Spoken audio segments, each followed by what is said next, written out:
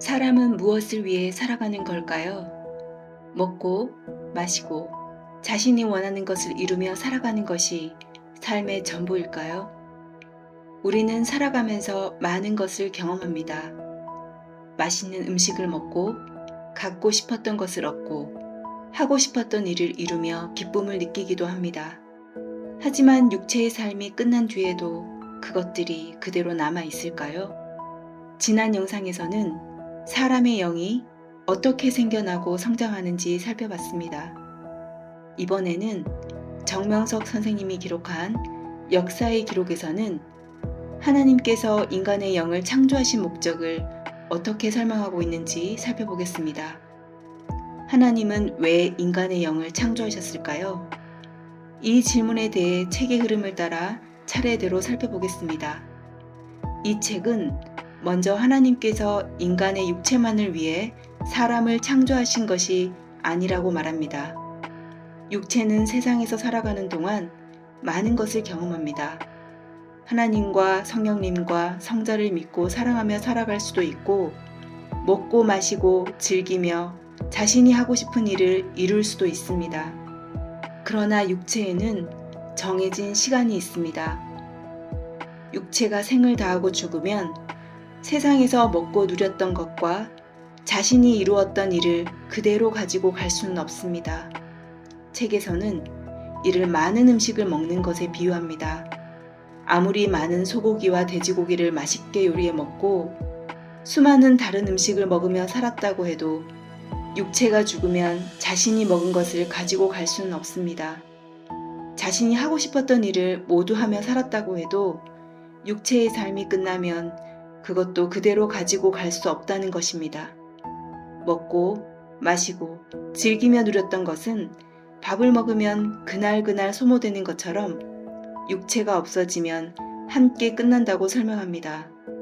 그래서 육체만을 위해 살아간다면 자기 영에게는 유익이 없다고 이 책은 말합니다. 인간에게 육체만 존재한다면 육체가 죽고 썩어 없어지는 순간 모든 것이 끝나게 됩니다. 이 책은 그렇게 되면 하나님도 인간도 허무하게 끝나는 것과 같다고 설명합니다. 그래서 하나님께서는 인간의 육체만 창조하신 것이 아니라 육체를 통해 영원히 존재하는 영이 만들어지도록 창조하셨다고 말합니다. 그리고 그 영을 상대적 사랑의 대상으로 삼고자 하셨다고 설명합니다. 책의 설명에 따르면 본래 하늘나라는 육신이 없는 영의 세계입니다. 천사와 천인도 육신 없이 영으로 창조되었다고 말합니다. 하지만 육신 없이 창조된 영과 인간의 육체를 통해 만들어진 영은 서로 다르다고 설명합니다. 하나님께서는 육신 없이 창조된 영만을 두신 것이 아니라 인간의 육체를 통해 만들어진 영이 삼위의 사랑의 대상으로 변화되기를 바라셨다는 것입니다. 그 영과 영원히 사랑하며 함께 살아갈 목적을 두고 인간의 영을 창조하셨다고 이 책은 말합니다. 책에서는 이 내용을 사람의 관계에 빗대어 설명합니다. 한 가족 안에서 혈통으로 맺어진 사람들은 가족의 관계로 서로 사랑합니다. 그러나 상대적인 사랑은 같은 혈통 안에서 이루어지는 것이 아니라 혈통이 다른 상대를 만나 사랑의 목적을 이루는 것과 같다는 것입니다. 이와 같이 하나님께서는 천사와 천인이 아닌 인간의 육체를 통해 만들어진 영을 상대적 사랑의 대상으로 삼으셨다고 설명합니다. 그리고 그 영과 영원히 함께 살아가기 위해 우주와 천지 만물을 창조하시고 인간을 창조하시고 인간의 육신으로부터 혼과 영도 만들어지게 하셨다고 말합니다. 이어서 책은 하나님께서 인간의 영을 사랑의 대상으로 삼으신 이유를 설명합니다. 하나님께서는 상대로부터 오는 기쁨과 사랑을 위해 인간의 영을 창조하셨다는 것입니다. 사람에게도 자신에게서 오는 기쁨이 있고 상대에게서 오는 기쁨이 있습니다. 이 책은 하나님께서도 영의 세계에 창조된 천사와 천인에게서 오는 기쁨과 사랑 외에 다른 상대에게서 오는 기쁨과 사랑을 누리고자 인간의 육체와 영을 창조하셨다고 말합니다. 육체를 통해 만들어진 영에게서 오는 기쁨과 사랑을 누리는 것. 이 책은 이것을 하나님께서 인간을 창조하신 최고의 목적으로 설명합니다. 그리고 인간도 이 목적을 이루며 살아갈 때 육체는 땅에서 삼위의 사랑의 대상이 되고 영은 영의 세계에서 삼위의 사랑의 대상이 되어 기쁨과 사랑과 영광을 누리게 된다고 말합니다. 이 책은 인간의 영이 마지막에는 천국에서 삼위와 영원히 사랑하며 살아가도록 창조되었다고 설명합니다. 하나님께서 보내신 구원자가 전하는 시대 말씀을 듣고 하나님과 성령님과 성자를 믿고 사랑함으로 육체를 통해 영이 변화되게 하셨다는 것입니다. 그 과정에서 육체도 구원받고 삼위의 사랑의 대상이 되어 살아가며 육체를 따라 영도 삼위의 사랑의 대상체로 성장한다고 말합니다. 그리고 변화된 영이 천국 황금성에 이르러 영원히 사랑하며 살아가게 하셨다고 설명합니다. 또 하나 책에서 강조하는 내용이 있습니다. 하나님께서는 인간을 사랑의 대상으로 삼으실 때 육체의 겉모습을 보시는 것이 아니라 인간의 영을 보고 결정하고 택하신다고 설명합니다.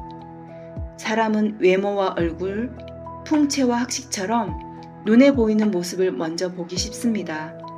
하지만 하나님과 성령님과 성자는 영이시기 때문에 인간의 육체보다 영을 보신다고 이 책은 말합니다. 그리고 천국에서 인간의 영을 데리고 살아가며 그 영을 사랑의 대상으로 삼으신다고 설명합니다. 이 책은 아름답게 변화된 영을 지구보다 더 귀한 생명의 작품으로 표현합니다. 하나님께서는 인간의 영이 변화하는 모습을 기뻐하시며 그 영이 천국에 이를 때까지 지켜보신다고 말합니다. 그리고 천국에 이른 영을 삼위의 사랑의 대상체로 삼아 영원히 사랑해 주신다고 설명합니다. 인간의 영은 처음부터 완성된 모습으로 만들어지는 것은 아닙니다.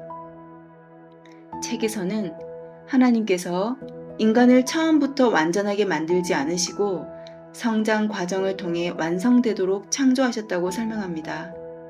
태안의 생명이 점점 자라 온전한 형체를 갖추는 것처럼 인간의 육과 영도 하나님의 역사와 진리를 통해 변화하고 성장한다는 것입니다.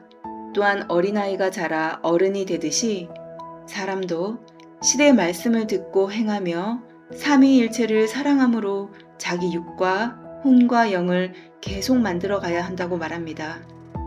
그렇게 살아가는 사람에게는 하나님과 성령님과 성자께서 더욱 함께해 주심으로 영이 더욱 온전하게 빛나고 하늘나라의 형체로 변화된다고 설명합니다.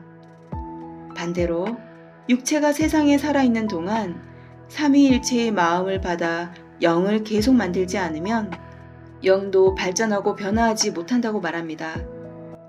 오늘 살펴본 내용을 하나로 정리하면 이렇습니다.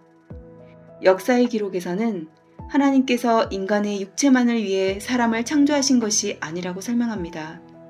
육체는 세상에서 일정한 시간을 살아가다가 죽음으로 끝나기 때문에 육체만으로는 창조의 목적을 이룰 수 없다는 것입니다. 그래서 하나님께서는 육체를 통해 영원히 존재하는 인간의 영이 만들어지도록 창조하셨다고 말합니다.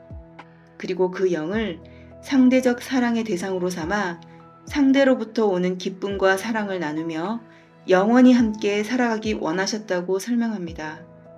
또한 인간의 영은 처음부터 완성된 것이 아니라 육체가 살아있는 동안 말씀을 듣고 행하며 계속 성장하고 변화해야 한다고 말합니다.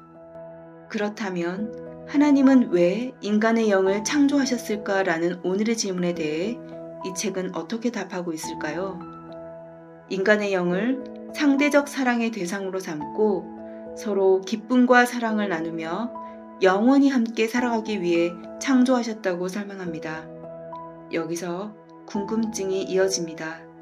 영원히 존재하는 인간의 영이 살아가는 세계도 실제로 존재하는 것일까요? 다음 영상에서는 역사의 기록에서 설명하는 영계의 존재를 살펴보겠습니다. 눈으로 확인하기 어려운 영계의 존재를 이 책은 어떻게 설명하고 있는지 그 답을 따라가며 한 걸음 더 깊이 생각해 보겠습니다.